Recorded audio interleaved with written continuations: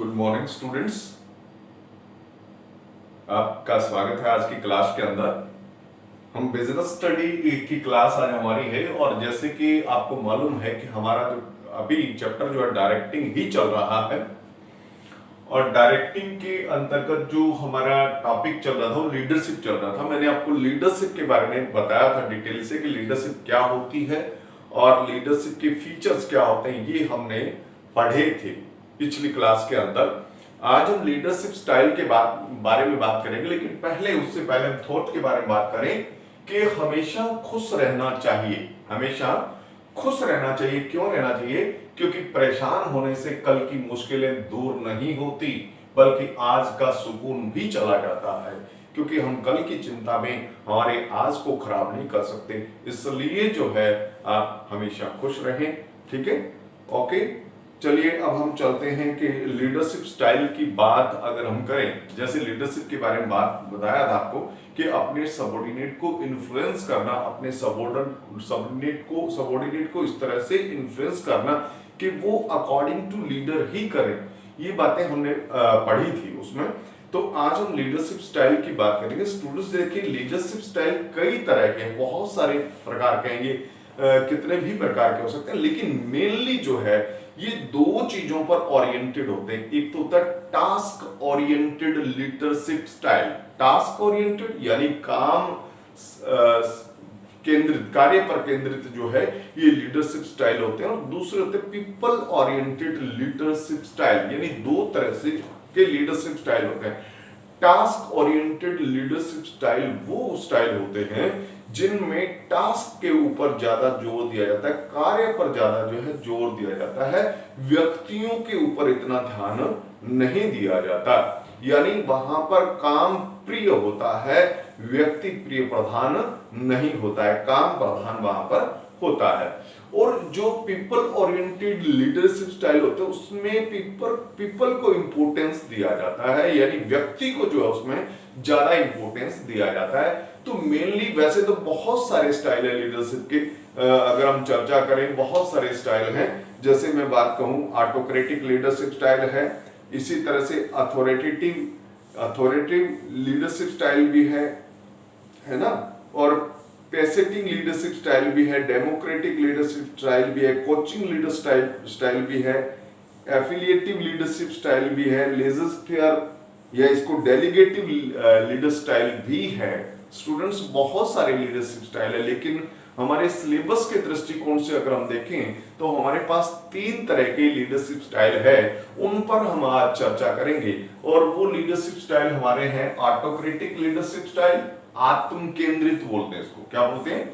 आत्म केंद्रित। और ये जो लीडरशिप स्टाइल है ये टास्क ओरिएंटेड है। क्या है? Task oriented. ये टास्क ओरिएंटेड लीडरशिप स्टाइल है, ठीक है ना। ये आपका जो है टास्क ओरिएंटेड लीडरशिप स्टाइल है, और ये जो दोनों आपके हैं ये पीपल ओरिएंटेड है, पीपल ओरिएंटेड लीडरशिप स्टाइल है। यानी इस जो ऑटोक्रेटिक लीडरशिप स्टाइल है इसमें जो है टास्क को ज्यादा महत्व दिया जाता है, जबकि इन दोनों के अंदर जो पीपल को ज्यादा महत्व दिया जाता है, यानी इंपोर्टेंस रहता है। तो ये इनके बारे में हम स्टडी करेंगे। पहले हम बात करें किसकी? पहले हम बात करेंगे किसकी? ऑटोक्रेटिक लीडरशिप स्टाइल की। देखिए, ऑटोक्रेटिक लीडरशिप स्टाइल के अंदर लीडर यानी जो लीडर है वो अपने आप को ये फील करवाता है कि I am the boss, I am the boss. और देखिए, ऑटोक्रेटिक लीडरशिप स्टाइल के बारे में अगर मैं बात करूं, it refers to that leadership style in which the leader tends to run the show all by himself, यानी वो सारे शो को जो है खुद चलाता है। जिस तरह से आपने कभी पपेट शो देखा होगा, यानी कठपुतली का जो शो है उसको देखा होगा, उसमें जो ये मतलब जो प्ले दिखाने वाला है वो क्या करता है, सारी पपेट के जो तार है वो उसके उंगलियों से बंधे होते हैं। वो जिस तरह से यानी जो उंगली हिलाता है वही पपेट जो है वो नृत्य करती है, डांस करती है, तो वही वाली बात है कि वो सभी के जो तार हैं यानी सेंटर जो है वो उसके पास है, वो जैसा जिसको मूव करता है वैसा ही वो जो पपेट है वो मूव होता है। उसी तरह से ये स्टाइल है, इसके अंदर जो लीडर है वो क्या करता है, सारी पावर्स अपने पास रखता है, ठीक है, अच्छे से गाइड भी करता है, सभी कुछ करता है, और लेकिन उनको किसी भी तरह की उनकी सुनता नहीं है, यानी उनकी तरफ से किसी भी तरह का सजेशन वो जो डिसीजन लेते समय नहीं लेता है अपने सबऑर्डिनेट से। इसको ऑटोक्रेटिक लीडरशिप स्टाइल कहा जाता है, यानी this style is also known as the leader oriented या लीडर सेंटर्ड स्टाइल भी कहते हैं इसको। जैसे मैंने आपको कहा कि टास्क ओरिएंटेड, और कहता है under this style the leader keeps all the authority centred in his hands and the employees have to perform the work exactly as per his orders, यानी जैसा लीडर कहता है वैसा ही उसको किसको, एम्प्लॉइज को करना होता है, ठीक है ना। If any employee is careless in his work, अगर कोई एम्प्लॉई उस अपने कार्य के प्रति केयरलेस होता है तो ही इज पनिश्ड, यानी उसको जो है पनिशमेंट इसकी मिलती है। The leader does not decentralise his authority for the fear of losing his importance, leader जो है अपनी किसी भी अथॉरिटी को डिसेंट्रलाइजेशन अपने सबऑर्डिनेट्स में नहीं करता है, उसमें उसका ये फियर होता है कि इससे उसका इंपॉर्टेंस कम हो जाएगा, क्योंकि वो अपने आप को एज ए बॉस जो है प्रस्तुत करता है। तो अब इसके फीचर्स भी देख लेते हैं, यानी इस लीडरशिप स्टाइल के क्या फीचर है। पहला है, जैसे अगर इसके मीनिंग को देखें तो आपको पता लग गया कि सेंट्रलाइज अथॉरिटी, इसमें जो सारी की सारी अथॉरिटीज यानी डेलीगेट की ही नहीं जाती अपने सबऑर्डिनेट के अंदर, सारी की सारी अथॉरिटीज जो है वो सेंट्रलाइज होती है किसके पास, लीडर के पास। लीडर अपनी कोई अथॉरिटी जो किसी को नहीं डेलीगेट करता है। और सिंगल मैन डिसीजन, ये भी आपको बता दिया था कि इसमें जो है ओवरऑल जो पावर ऑफ डिसीजन मेकिंग वो केवल और केवल जो है आपके लीडर के पास होती है, वो जैसा डिसीजन लेता है वैसा ही होता है, वो किसी भी तरह से किसी से भी डिसीजन मेकिंग में हेल्प नहीं लेता है, ठीक है। और इसके बाद wrong belief regarding employees, the manager is a victim of the thinking that the employees do not work when motivated by love and they are require hard control, यानी वो ये सोचता है कि लोगों के साथ या अपने अंडर एम्प्लॉइज के साथ अगर वो प्यार से बिहेव करेगा तो वो सिर चढ़ जाएंगे, यानी वो उसके अकॉर्डिंगली काम नहीं करेंगे और वो उसको अपना बॉस नहीं समझेंगे, ऐसा उसके दिमाग में ऐसी बात होती है, ठीक है ना। तो इसी थॉट से इंप्लाइज होकर के manager take the help of the centralise leadership style, इसीलिए वो ऑटोक्रेटिक लीडरशिप स्टाइल को चुनता है। और इसके बाद इसका जो फोर्थ फीचर हुआ ओनली डाउनवर्ड कम्युनिकेशन, जैसे कि यहां बताया गया कि इसमें जो ऑर्डर्स वगैरह है वो ऊपर से आते हैं, डाउनवर्ड कम्युनिकेशन होता है, जो मतलब अपवर्ड कम्युनिकेशन है वो इसमें नहीं होता है, यानी जो एम्प्लॉइज हैं उनकी नहीं सुनी जाती है ना, क्योंकि ये किसका है, ये टास्क ओरिएंटेड लीडरशिप स्टाइल, या इसको मैं ये कह सकता हूं कि ये जो है आपका लीडर सेंटर्ड लीडरशिप स्टाइल है। इसमें जो है लीडर ही कहता है कि मैं ही ब्रह्मा, मैं ही विष्णु, मैं ही शिव कहलाया हूं, ठीक है। इसके देखिए एडवांटेजेस भी हैं। एडवांटेजेस क्या है, क्यों कैलकुलेट डिसीजन, क्योंकि एक आदमी डिसीजन लेने वाला है, किसी भी तरह की राय मशवरा उसको करना नहीं है, फीडबैक लेना नहीं है, तो क्या होगा, क्विक डिसीजन होगा, और कई बार क्विक डिसीजन की जरूरत भी पड़ती है। इसके बाद satisfactory work, since the work performance of employees is under strict control, हालांकि कंट्रोल के अंतर्गत होती है, तो उस कंट्रोल के अंतर्गत क्या होता है कि क्वालिटी और quantity of the work happens to be satisfactory, बहुत ज्यादा तो नहीं लेकिन सेटिस्फैक्टरी, क्योंकि वो अपना टारगेट जो है वो पूरा करते हैं, क्योंकि जो लोग टारगेट नहीं पूरा करते हैं उनके लिए प्लेसमेंट का प्रावधान भी तो होता है। और उसके बाद number 3 necessary for less educated employees, ये कम एजुकेटेड एम्प्लॉइज के लिए होता है, क्योंकि उनको हर टाइम कंट्रोल की आवश्यकता होती है और स्ट्रिक्ट कंट्रोल की आवश्यकता होती है। इसके बाद इसके डिसएडवांटेजेस भी है। नंबर 1 लैक ऑफ मोटिवेशन, सही बात है कि इसमें किसी भी तरह का मोटिवेशन नहीं है, बस एक रूटीन के अंदर बंधे हुए आपने काम करना है, अपनी ड्यूटी को पूरा करना है। एजिटेशन बाय एम्प्लॉइज उसका विरोध करते हैं, जाहिर सी बात है कि जब किसी को दबाया जाएगा तो क्या होगा कि वो लोग उसका जो है अपोज करेंगे। पॉसिबिलिटी ऑफ पार्शियलिटी, इसमें ऐसा भी होता है कि लीडर्स के जो कंट्रोल लीडर जो है कई बार पार्शलिटी भी करता है अपने सबॉर्डिनेट के बीच में, यदि उसका कोई रिलेटिव है या हो सकता है कि कुछ ऐसे बटरिंग करने वाले एम्प्लॉइज होते हैं, उनके प्रति जो है वो सॉफ्ट कॉर्नर उसके अंदर होता है।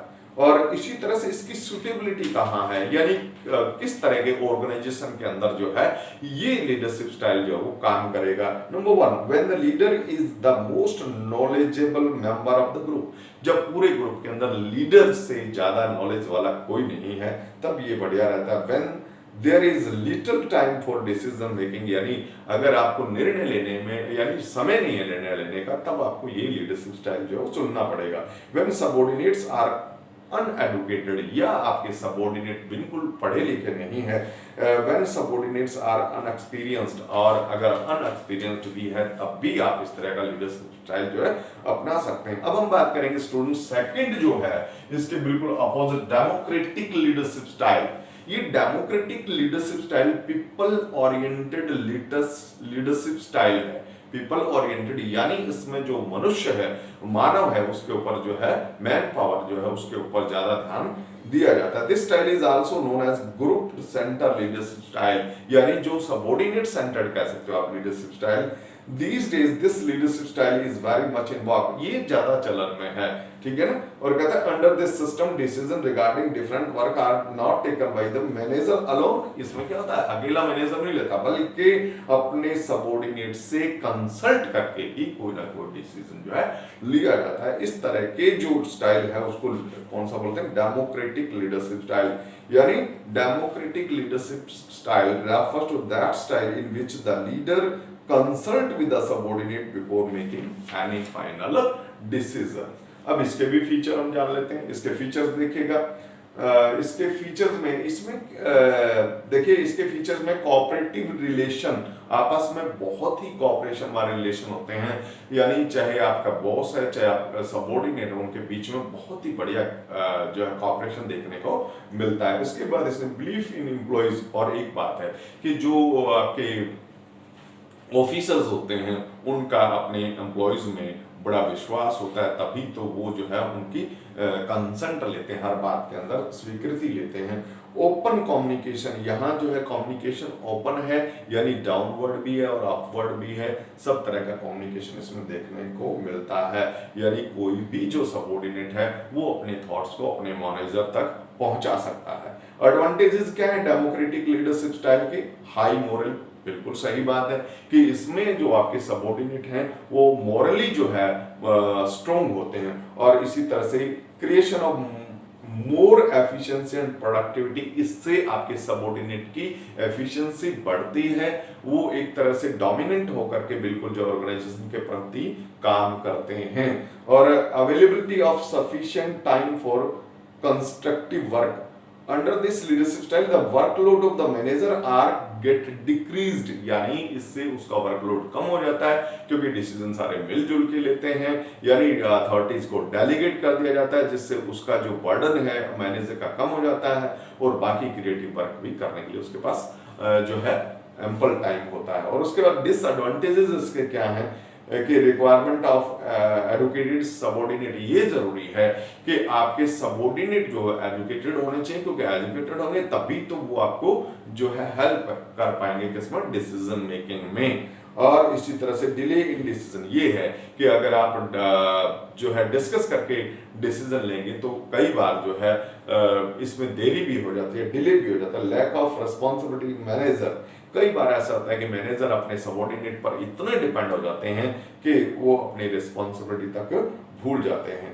स्टेबिलिटी कहाँ है कि when group members are skilled and eager to share their knowledge, ठीक है ना, उत्सुक भी होने चाहिए अपना नॉलेज शेयर करने के लिए। और उसके बाद कहता है when plenty of time is available for decision making, तब ये ठीक रहता है। When leader wants to improve involve the subordinate in decision, ये भी जरूरी है क्योंकि ये अगर नहीं होगा, अगर लीडर नहीं चाहेगा तो ये स्टाइल ही नहीं होगा।